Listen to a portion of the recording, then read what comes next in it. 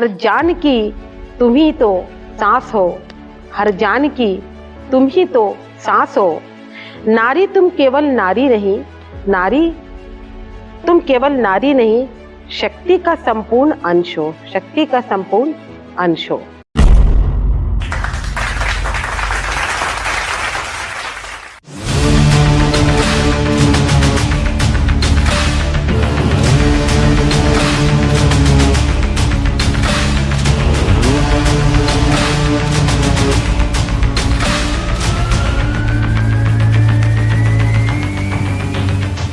नमस्कार, lead lab में आप सभी का स्वागत है। जैसे कि हम लोग हमेशा आपको हर दिन नए नए हस्तियों से, नए नए लोगों से, प्रसिद्ध व्यक्तियों से हम आपको रूबरू करवाते रहते हैं। तो इसी कड़ी में हमारे आज के मेहमान हैं मिसेस निखत अफरोज मैम, जो कि एक काफ़ी चर्चित और काफ़ी जो है जाने पहचाने एक शिक्षाविद के रूप में जो है अपने बुरहानपुर क्षेत्र में अपनी सेवाएं दे रहे हैं। और आइए आज की हमारे चर्चा का मुख्य विषय जो है हम लोग मैडम के साथ बात को आगे बढ़ाएंगे। निखत मैम, सबसे पहले हम लोग शुरुआत करेंगे आपके बचपन को लेकर कि आपका जो बचपन रहा है वो किस प्रकार से बीता है और आपका जो बेसिक एजुकेशन है वो किस तरीके का रहा है और आपके फैमिली बैकग्राउंड के बारे में हम लोग थोड़ा सा जानने की कोशिश करेंगे। सभी को मेरा नमस्कार।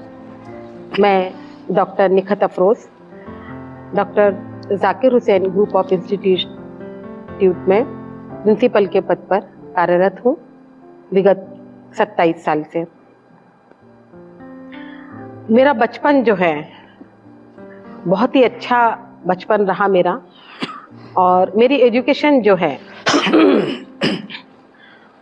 गवर्नमेंट प्राइमरी जो है वो गवर्नमेंट स्कूल में हुई है। मिडिल जो है मेरा प्राइवेट स्कूल से मैंने किया हुआ है। उसके बाद जो है हायर सेकेंडरी स्कूल भी जो है मेरी वो भी प्राइवेट स्कूल से है।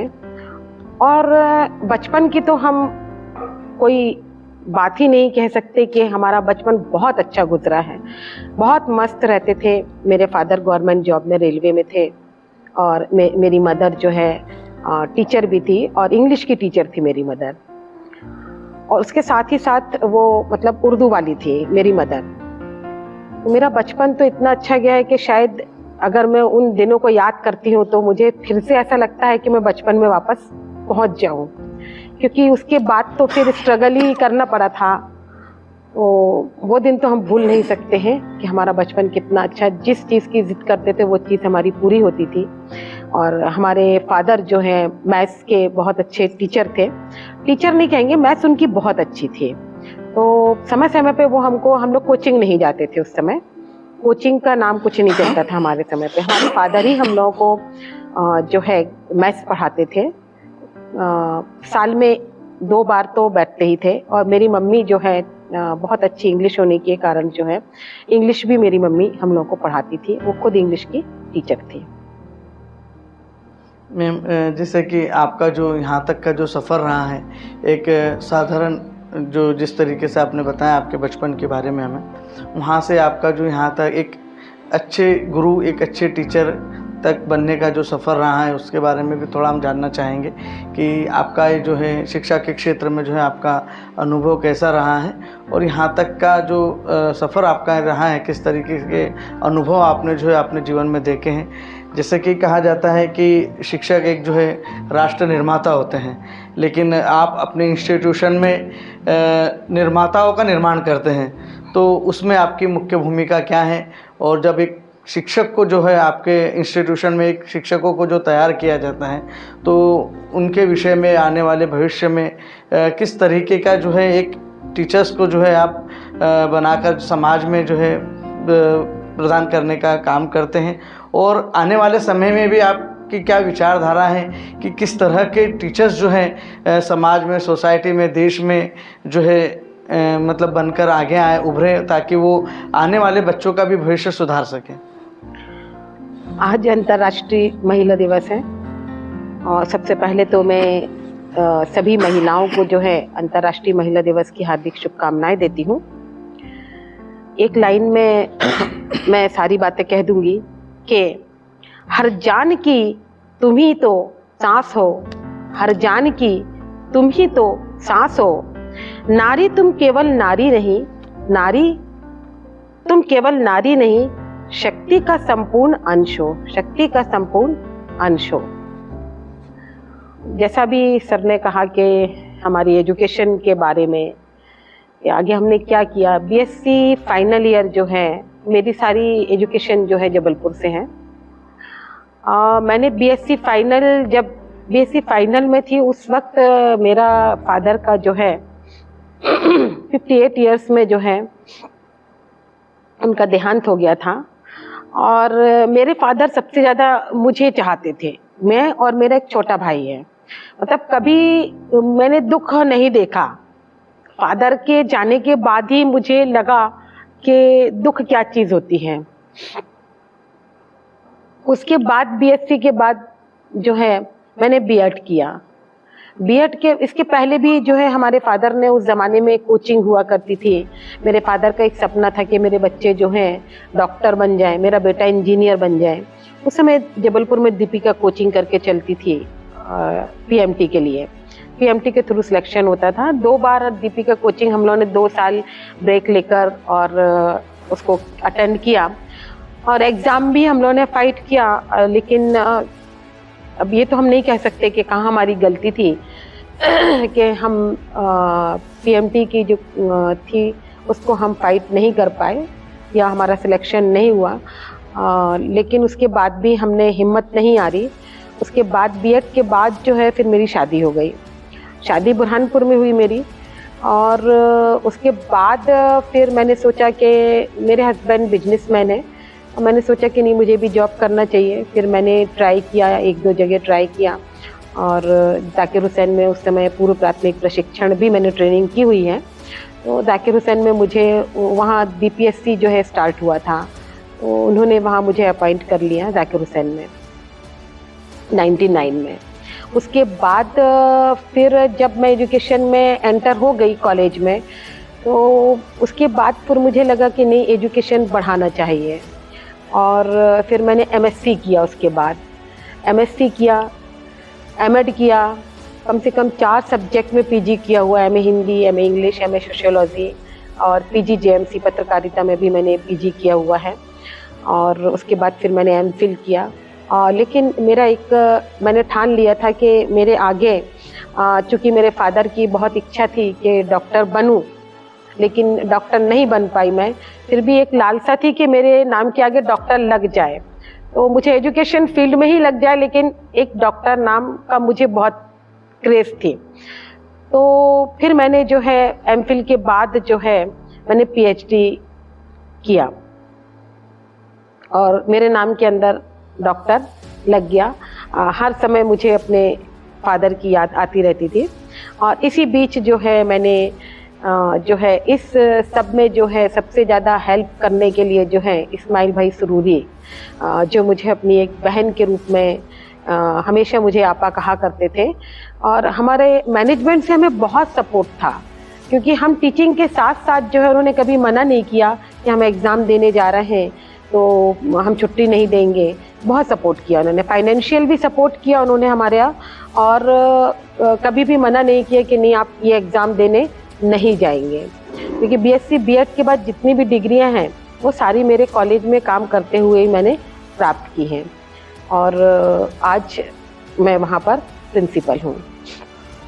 जी मैम, जैसे कि हमने सुना है कि किस तरीके का जो है स्ट्रगल करके आपने जो है एजुकेशन प्राप्त किया, और इतनी मेहनत के बाद ही जो है एक एजुकेशन का महत्व भी पता चलता है। हम ये भी जानना चाहेंगे कि जैसे कि कोई ऐसा क्षण जो है आपके लाइफ में एक मेमोरेबल रहा हो, या कोई ऐसा स्ट्रगल या कोई ऐसा चैलेंज आपने फेस किया हो जो जिसे आप कभी जो है भुला नहीं सकते, या कभी ऐसा हुआ है कि यार वो चीज़ से कभी आप काफ़ी इम्प्रेस हुए उस चीज़ को लेकर, इम्प्रेस कहो या डिप्रेस कहो? मैंने बीएससी के बाद एमए किया हुआ था, लेकिन मैं संतुष्ट नहीं थी। एमए हिंदी, एमए इंग्लिश कर लिया था मुझे, क्योंकि पीजी करना था। लेकिन मैं बीएससी वाली थी और हमारा ये चेंज हो गया जी, जो है, हाँ, डायरेक्शन चेंज हो जाने से मुझे हमेशा अंदर खलता था कि मैं एमएससी करूं। उसके लिए मैं मैंने यहाँ एडमिशन लिया 2001 की बात है, लेकिन मैं कॉलेज का नाम नहीं लूँगी। मैंने वहाँ एडमिशन लिया, एमएससी में रेगुलर एडमिशन लिया, और मैं जॉब के साथ साथ उस कॉलेज को भी ज्वाइन करती थी। वहाँ मैंने फ़ीस भी भरा, और फीस भरने के बाद जब लास्ट मोमेंट आया, मैंने पूरी फाइल्स जो है, क्योंकि बॉटनी में एमएससी कर रही थी मैं, और मैंने फाइल्स वगैरह बहुत अच्छी बनाई थी। उस सब काम करने के बाद साल भर बाद जब एग्ज़ाम फॉर्म भरने का टाइम आया, तो वो कॉलेज से मुझे ये कह दिया गया कि जो है मैडम आप एग्ज़ाम नहीं दे सकते हैं, क्योंकि जो है आपका एज लिमिट जो होना चाहिए उससे आप ज़्यादा हैं। उस समय मुझे इतना भी ये नहीं था कि और आप जॉब भी कर रहे हैं और यहाँ भी करना है, ये दोनों चीज़ आप एक साथ नहीं कर सकते। जबकि मेरा कॉलेज का टाइम अलग था, जॉब का टाइम अलग था। अब वहाँ क्यों मेरे साथ ऐसा किया गया, वो क्षण मैं कभी ज़िंदगी में भूलती नहीं हूँ। कि मतलब हम कोई चीज़ पाना चाहते हैं, बाद में हमने एमएससी किया, हमने एमपी भोज से किया, लेकिन उस समय जो मुझे मना कर दिया गया था कि मेरे पास छोटा बच्चा था जो 1 साल का था, और उसके साथ मैंने इतना स्ट्रगल किया कि मैं जॉब भी करती थी और कॉलेज भी जाती थी, और लास्ट मोमेंट में मुझे मना कर दिया, जिसको मैं अपने जीवन में कभी नहीं भूलती हूँ। जो मेरे साथ हुआ कि कभी किसी के साथ ऐसा करना नहीं चाहिए कि एडमिशन देने के बाद आप लास्ट मोमेंट पे उसको एग्ज़ाम ना देने से मुझे मना कर दिया, और एग्ज़ाम नहीं देने दिया। और बहुत कुछ कहा मुझे कि अगर आप खुद लिख के नहीं दोगे तो हम आपके अगेंस्ट में ऐसा करेंगे। खैर कुछ चीज़ें ऐसी रहती हैं जो भूली नहीं जाती हैं। खासतौर से मुझे जो डिग्री लेना था वो मुझे प्राप्त नहीं हुई, बाद में हुई, लेकिन उस समय नहीं हो पाई, जिससे मैं बहुत मेंटली बहुत डिस्टर्ब हो गई थी, क्योंकि मेरी बहुत इच्छा थी और मैंने बाद में किया भी, और जो है 55-56% मेरे बने जी। वो चीज़ मैं भूल नहीं पाती हूँ, उस संघर्ष को मैं भूल नहीं पाती हूँ। जी मैम, जैसे कि आपने बताया अभी भी जैसे एक प्राचार्य के पद पे आप जो है डॉक्टर जाकिर हुसैन कॉलेज में अपनी सेवाएं दे रहे हैं। एक स्कूल में एक प्रिंसिपल होना एक अलग बात होती है, और एक कॉलेज में एक एज अ प्रिंसिपल जो है बने रहना और वहाँ पर अपनी सेवा देना एक अलग चुनौती होती है। तो दोनों में किस प्रकार का अंतर आप देखते हैं, और दोनों में किस प्रकार के चैलेंजेस आपको लगता है कि हालांकि देखा जाए तो दोनों भी डिफ़िकल्ट हैं और दोनों भी रिस्पॉन्सिबल पोस्ट हैं, बट फिर भी एक ह्यूमन नेचर के अकॉर्डिंग अगर हम बात करें तो जैसे एक स्कूल का प्रिंसिपल होना और इसमें कॉलेज के प्रिंसिपल होना, दोनों में क्या अंतर है और दोनों में किस प्रकार की रिस्पॉन्सिबिलिटीज़ फेस करना होती हैं और क्या क्या चैलेंजेस उसमें आते हैं, थोड़ा सा चैलेंजेस तो हम ये बोलेंगे कि अगर आप पद पे बैठे हैं तो शिव के समान विष पीना है। अगर आप पद पे बैठे हैं तो शिव के समान विष पीना है जी, क्योंकि हर दिन हर पल आपको चुनौतियों से निकलना ही है। स्कूल में क्या था, हर चीज़ डिसिप्लिन में चलती है, बच्चे रेगुलर आ रहे हैं, बच्चे रेगुलर फीस जमा कर रहे हैं, और अनुशासन रहता है, स्कूल का एक अपना अनुशासन रहता है, डिसिप्लिन रहता है। लेकिन जब बच्चा कॉलेज में आता है और खासतौर से ट्रेनिंग में, जैसे मैं बीएड ट्रेनिंग में है, तो इधर जो बच्चे आते हैं ये पूरे मैच्योर होते हैं। बीएड में आएंगे तो ग्रेजुएशन के बाद आएंगे, और इसमें आएंगे तो 12th के बाद। तो इस समय उनमें संवेगों का तीव्र विकास होता है, और ये जो संवेगों का विकास, जो तीव्र विकास होता है, इसमें सबसे ज़्यादा चीज़ जो हम बोलेंगे संवेग में, ये बच्चों में आवेश, क्रोध, ईर्ष्या, इस समय बहुत ज़्यादा ये पनपती है। ये चीज़ें, इनको टैकल करना, इनको डिसिप्लिन में रखना स्कूल से और कॉलेज से बहुत अलग है। ये हर दिन हमारे पास आती है। थोड़ा लैंग्वेज का प्रॉब्लम होता है, क्योंकि ये बुरहानपुर मैंने देखा है, हम जिस शहर से आए हैं वहाँ हमारे यहाँ जो लैंग्वेज है और जो एटीट्यूड बोलना चाहिए, वो यहाँ के लोगों में ज़मीन आसमान का फ़र्क है। गांव के लोग खासतौर से जो बच्चे आते हैं, उनको अगर हम एडमिशन दे रहे हैं तो उनकी लैंग्वेज अलग रहेगी। अगर जैसे हम उनको कह रहे हैं कि नहीं गर्मी में आना, तो वो बोलते गर्मी के आप आषाढ़ बोलो या ये बोलो।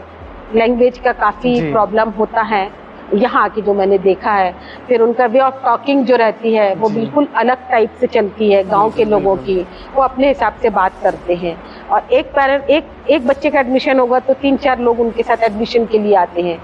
स्कूल में ऐसा नहीं है, गवर्नमेंट स्कूल में डाल दिया, अपना चल रहा है बच्चे प्राइवेट स्कूल में, लेकिन यहाँ चूंकि फीस भी ज़्यादा होती है ट्रेनिंग के लिए प्रोफेशनल कोर्स में, जी। तो पेरेंट्स भी आते हैं और जो बच्चे रहते हैं वो अपने आप को इस समय हीरो समझते हैं, बिल्कुल। है ना। तो उनको टैकल करना, जो मैं हर दिन चुनौती से निकलती हूँ बाहर, बिल्कुल। कभी कोई प्रॉब्लम तो कभी कोई प्रॉब्लम, हर पल मेरे सामने जो है एक चुनौती आती है और हर दिन आती है।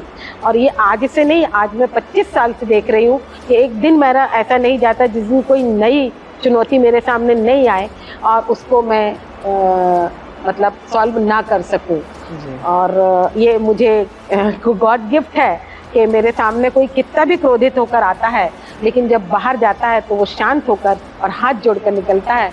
इसको मैं अपनी उपलब्धि मानती हूँ, क्योंकि हमें समझाने का तरीका जो होता है, किसको कैसे टैकल करना है, अगर वो आप में चीज़ है तो आप अच्छे से अच्छे, आप शेर को भी जो है वो गीदड़ बना सकते हैं। बिल्कुल, बिल्कुल, वेरी नाइस।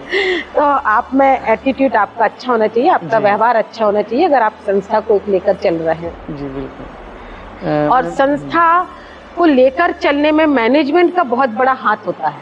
बिल्कुल। अगर मैनेजमेंट का आपको सपोर्ट नहीं है, अगर आपको मैनेजमेंट खुला छूट नहीं देगा, तो आप इतने अच्छे से कॉलेज को रन नहीं कर सकते बिल्कुल। हैं। तो हमारे साथ मैनेजमेंट का शुरू से बहुत बड़ा सपोर्ट रहा है, हर जगह वो मुझे सपोर्ट करता है। जी, तो बिल्कुल। एक अच्छा मैनेजमेंट होने प्रिंसिपल के लिए, स्टाफ के लिए प्रिंसिपल और प्रिंसिपल के लिए मैनेजमेंट, अच्छा मैनेजमेंट होना बहुत मायने रखता है। जी बिल्कुल।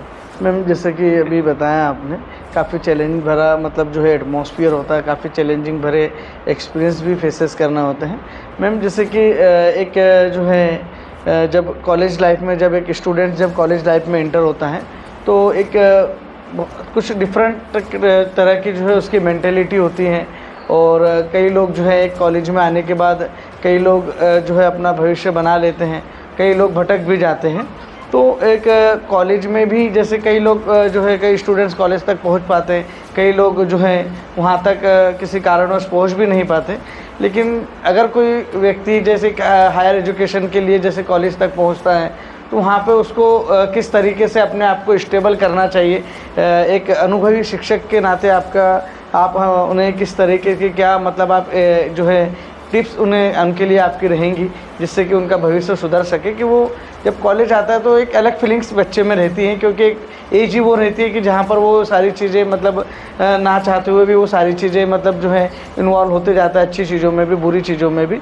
तो इन सब चीज़ों के साथ एजुकेशन को, स्टडी को बैलेंस बनाना उसके लिए एक डिफ़िकल्ट जैसा भी हो जाता है।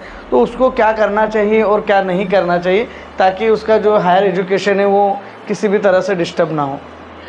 देखिए, हमारे पास जब बच्चे आते हैं ट्रेनिंग के लिए तो बीएड वाले होते हैं जो ग्रेजुएशन के बाद आते हैं और जो भी आ रहा है बीएड में नेचुरल है कि वो टीचर बनेगा। और अगर आप एक टीचर बनना चाहते हैं, एक अच्छे टीचर बनना चाहते हैं, तो आपको जो है ऑलराउंडर होना चाहिए, मतलब हर क्षेत्र में पारंगत होना चाहिए। हम ये नहीं कहेंगे कि हमको पढ़ाते नहीं बन रहा है, या हम बच्चों को सिखा नहीं सकते हैं, है ना, या हम मैदान में नहीं जा सकते, एक्टिविटी में नहीं जा सकते। तो ये जो चीज़ें रहती हैं, छोटी छोटी सी चीज़ें, अब जैसे ग्रेजुएट बच्चा आता है और वो बोलता है मुझे डीएड करना है, तो मैं उनको पूछ लेती हूँ, क्योंकि ग्रेड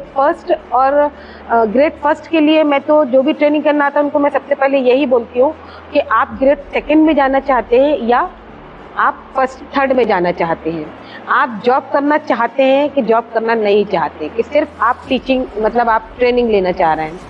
तो जब बच्चा बताता है कि नहीं हमको जॉब करना है और मेरे लिए जॉब बहुत ज़रूरत है, मेरी आर्थिक परिस्थिति अच्छी नहीं है, तो मैं बच्चे को यही गाइड करती हूँ कि अगर आप एक बार बीएड में अगर आप जाते हैं 12th के बाद, तो आप थर्ड और आप ग्रेजुएशन है तो आप ग्रेड सेकेंड फर्स्ट के लिए, थर्ड के लिए भी वैलिड है और ग्रेड सेकेंड के लिए भी वैलिड है अगर आप ग्रेजुएट है तो। और अगर आप बीएड करना चाहते हैं तो बीएड करेंगे आप तो ग्रेड सेकेंड के लिए वैलिड रहेंगे और फर्स्ट के लिए जो है आपको पीजी चाहिए। और अगर आपको नौकरी करना ही है, आर्थिक परिस्थिति अच्छी नहीं है, तो मैं बच्चों को यही बोलती हूँ कि आप बीएड करें। बीएड करने के बाद आप ग्रेड 3 में भर दीजिए, भले ही आप ग्रेजुएशन है, और 3rd की बहुत सारी पोस्ट निकलती हैं, क्योंकि हर 1-1 किलोमीटर पे प्राइमरी स्कूल्स होती हैं। उसमें सब्जेक्ट का कोई वो नहीं रहता है कि नहीं सब्जेक्ट का ही चाहिए, एनी सब्जेक्ट। उसके बाद ग्रेजुएशन में सब्जेक्ट आ जाता है, उसकी पोस्ट कम निकलती है, और सबसे कम पोस्ट जो निकलती है ग्रेड 1 की निकलती है, क्योंकि जो 2nd में अगर पीजी कर लेते हैं तो प्रमोशन से भी आगे पहुंच जाती है। तो जितने भी टीचर्स बनते हैं उन सबको पहले तो मैं ये गाइड करती हूँ कि आप किस जगह पर और कैसे जाना चाह रहे हैं, और अगर आप 12th हैं तो आप आगे जो है ट्रेनिंग के बाद आप पढ़ना नहीं छोड़िएगा, उसी को आप आगे बढ़ाइएगा, ग्रेजुएट होइएगा। और जो ग्रेजुएट रहते हैं बीएड वाले, हम उनको ये कहते हैं कि आप पीजी करिए, ये नहीं कि आपको बस यहाँ आके रुक गए हैं। एजुकेशन तो आपको बढ़ाते रहना चाहिए, जितना नॉलेज गेन करेंगे आपके लिए भी उतना ही अच्छा है, और आप बच्चों को भी उतना ही नॉलेज दे सकते हैं। जी बिल्कुल। और चुनौतियाँ तो जो है वो जीवन में बनी रहती हैं, चाहे हमारे लिए हो, चाहे आपके लिए हो, चाहे स्टूडेंट के लिए है। तो मैं यही कहना चाहूँगी कि चुनौतियाँ ही ज़िंदगी को रोमांचक बनाती हैं, चुनौतियाँ ही ज़िंदगी को रोमांचक बनाती हैं, और इसी से आपकी ज़िंदगी का महत्व का निर्माण होता है। बुराई का कद कितना भी ऊंचा हो, सत्य से छोटा हो ही नहीं सकता, क्योंकि हम स्ट्रगल कर रहे हैं, हर दिन हमारे सामने चुनौतियाँ आती हैं, लेकिन हम सत्य पे रहते हैं तो आज नहीं तो कल उसको जीतते ही हैं।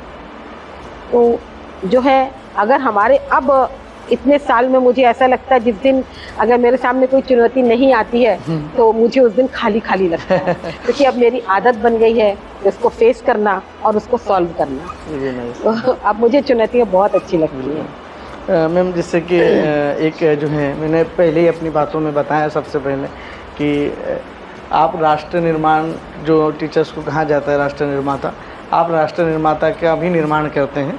तो इसलिए मैं एक जो है सवाल ख़ास तौर से आपसे पूछना चाहूँगा कि अगर कोई एक अच्छा टीचर बनना चाहता है और इस प्रोफेशन को पूरे डेडिकेशन के साथ, पूरी ईमानदारी के साथ इसको अपनाना चाहता है, जैसे कि आपने पहले ही बताया कि टीचर्स, हमने कई साक्षात्कार में कई शिक्षाविद से ये जानने का कोशिश किया है कि टीचर्स एक ऐसा प्रोफेशन है जो कि चॉइस से होना चाहिए, ना कि चांस से होना चाहिए। तो इसमें आपकी क्या राय है?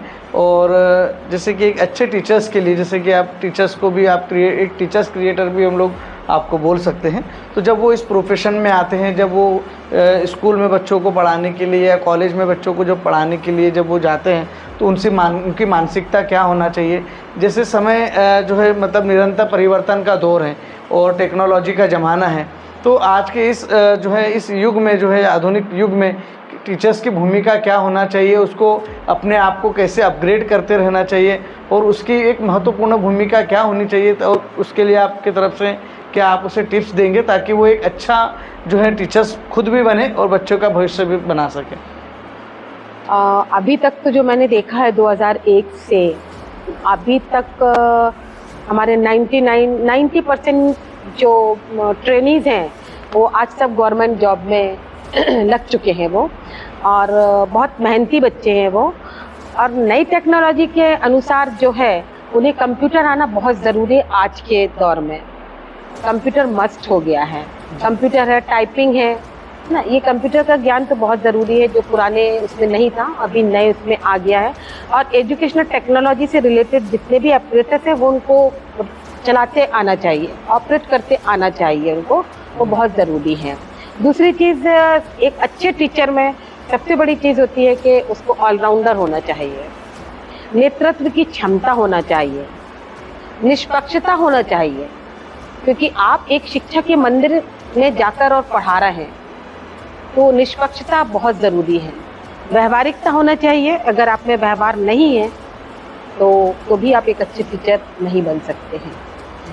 इसके अलावा भी और बहुत सारी चीज़ें हैं कि आपको एक्सप्लेनेशन जो है वो बहुत अच्छा होना चाहिए, और चाहे वो कोई सा भी सब्जेक्ट हो, अगर आप टीचिंग एक्ट के साथ उसको बच्चे को बताते हैं तो वो ज़्यादा इफ़ेक्टिव माना जाएगा आपका शिक्षण जो है वो ज़्यादा इफ़ेक्टिव होता है।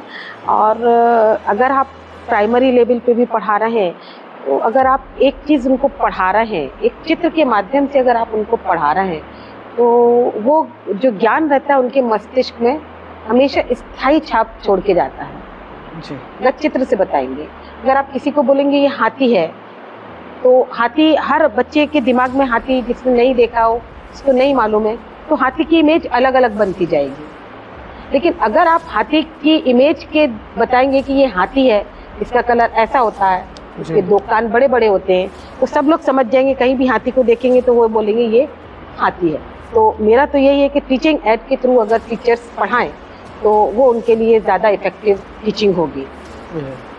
जी मैम। मैम जैसे कि आपने बताया, मैम हमारी टीम ने जो है कई मंच पर जो है आपको सम्मानित होते हुए भी देखा है और कई बार जो है आपको विशेष उपलब्धियों के रूप में भी हमने और हम समाज ने देखा है। तो हम आपके माध्यम से जो हमारे दर्शकों को बताना चाहेंगे कि आपके जो यहाँ तक का जो सफ़र रहा है इसमें किस प्रकार की आपकी विशेष उपलब्धियाँ रही हैं और उसका जो क्रेडिट है आप किसे देना चाहेंगे, और आपके लाइफ में आपके रोल मॉडल या जो है आपके मेंटोर्स आप किसे मानते हैं? सबसे पहले तो मैं ये बोलूँगी कि मेरे हस्बैंड मोहम्मद शिफाउल्लाह, इनका बहुत बड़ा योगदान है मेरे जीवन में। क्योंकि जब मैं आई थी तो मात्र BSc B.Ed थी और उसके बाद मैंने डॉक्टर की डिग्री हासिल की है और उसके सबके पीछे जो है वो मेरे हस्बैंड का हाथ है। मतलब उन्होंने कभी मुझे पढ़ाई के लिए रोका नहीं है और मेरा हमेशा उन्होंने साथ दिया है हर जगह। चाहे वो आप MSc कह लो, चाहे MPhil कह लो, PhD कह दो, तो साथ साथ मेरा वो काम भी वर्क करते रहते थे। एस्थेटिक्स है, उनका एस्थेटिक्स बहुत अच्छा है, तो मैं आगे बढ़ाने के लिए जो है अपने हस्बैंड को सबसे बेटर मानती हूँ कि उन्होंने मेरा बहुत साथ दिया है। उसके बाद मेरी माँ है जो हर समय मुझे एनकरेज करती रहती थी और जो है अभी 2 साल पहले मेरी माँ का जो है वो देहांत हो गया है। क्योंकि इंग्लिश उनकी बहुत अच्छी थी, हम लोग की इंग्लिश आज भी उतनी अच्छी नहीं है जो हमारी मम्मी की थी। तो जहाँ भी मुझे प्रॉब्लम होता था तो मैं अपनी माँ के साथ बैठ के कुछ ट्रांसलेशन करना हो, कुछ करना हो तो मैं अभी तक करती थी। और मेरी ज़िंदगी, क्योंकि मैं अपनी माँ को नहीं भूल पाती हूँ।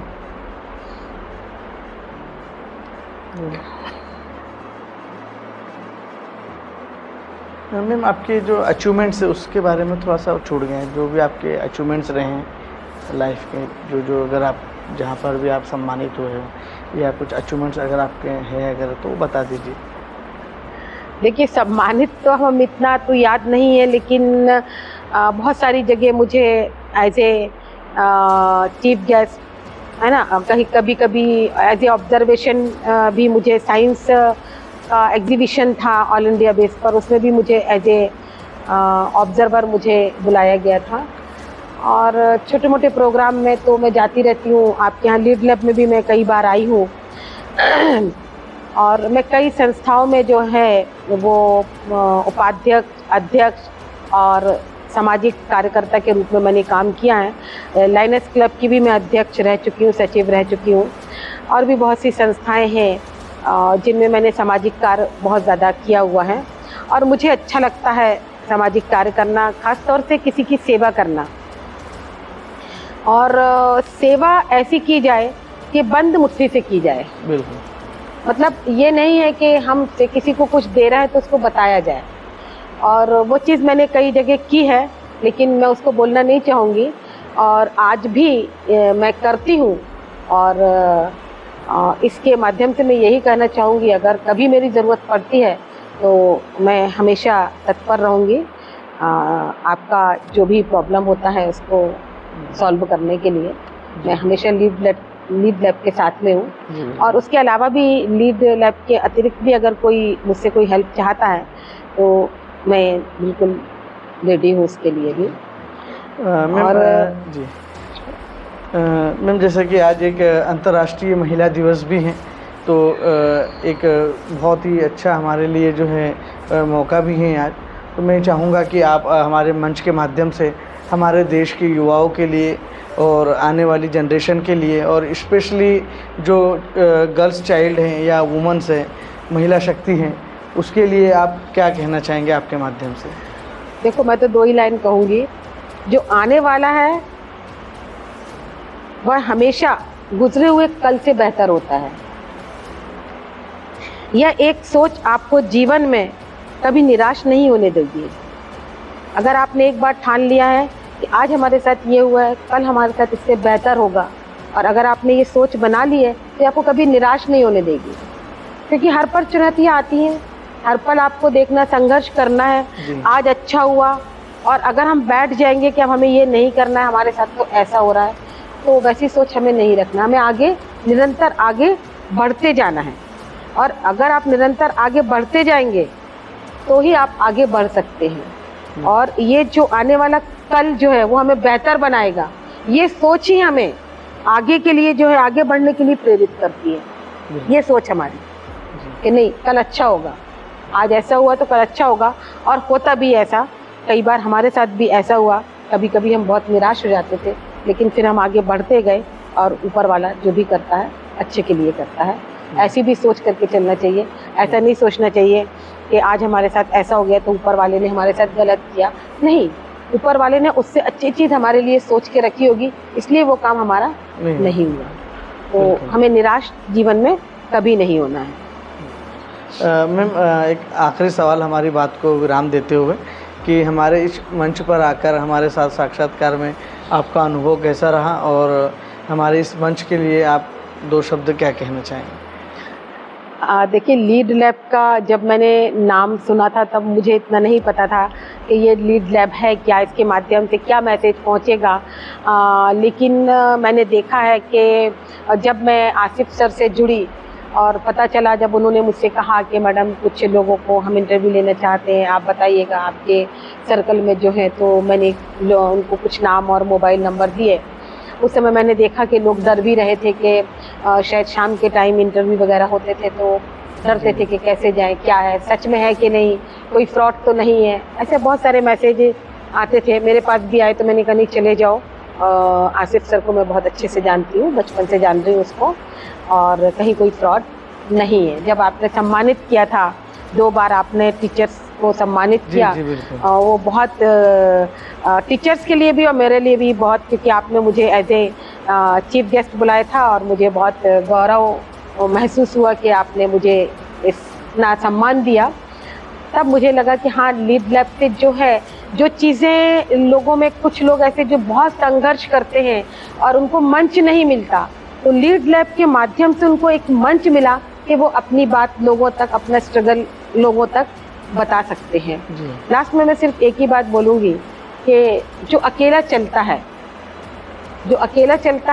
वो सिर्फ सीख के जाता है, और जो टीम के साथ चलता है वो जीत के जाता है, जो कि लीड लैब जो है आज बुरहानपुर में अपना एक बहुत विशिष्ट स्थान बनाया है और जीत की तरफ जा रही है बहुत कम समय में।